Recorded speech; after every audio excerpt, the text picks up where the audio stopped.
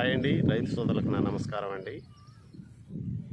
Friends, మనం నాటు వేసి 3 రోజులు అయితే అవుతుందండి. మీకైతే చూపిస్తాను.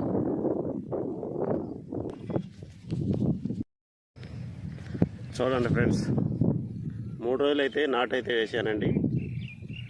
కర్ర అయితే బతికిపోయింది.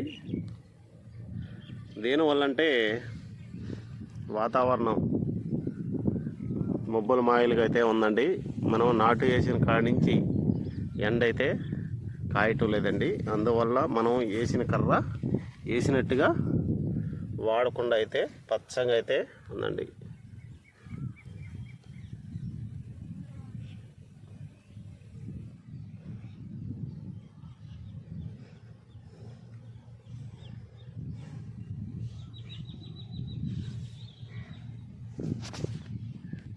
కదా మనం నాటు వేసింది ఎలా పచ్చంగా అయితే ఉంది.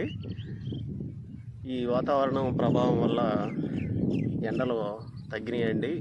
ఈ తగ్గిన వల్ల మనం వేసిన కర్ర వేసినట్టుగా బతికిపోయిందండి.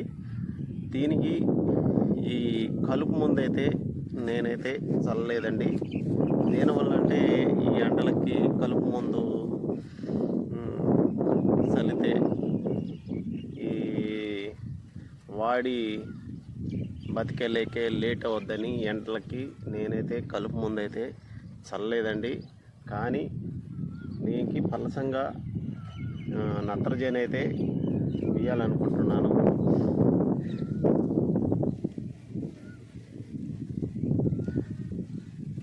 అదేనండి మన పొలం. నత్రజని అయితే వేయాలనుకుంటున్నాను. కానీ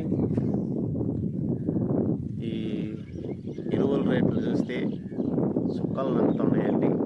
ఎరువుల రేట్లు ఈ సంవత్సరమే మరి దేనివల్ల యుద్ధం ప్రభావం వల్ల ఈ ఎరువుల రేట్లు, తర్వాత పెట్రోల్ రేట్లు ఘనంగా పెరిగిపోయినాయండి. అందుకని ఈ సంవత్సరం ఎరువులు వేస్తాను. తర్వాత దాని రేటు ఎంత మీకైతే తెలియజేస్తానండి.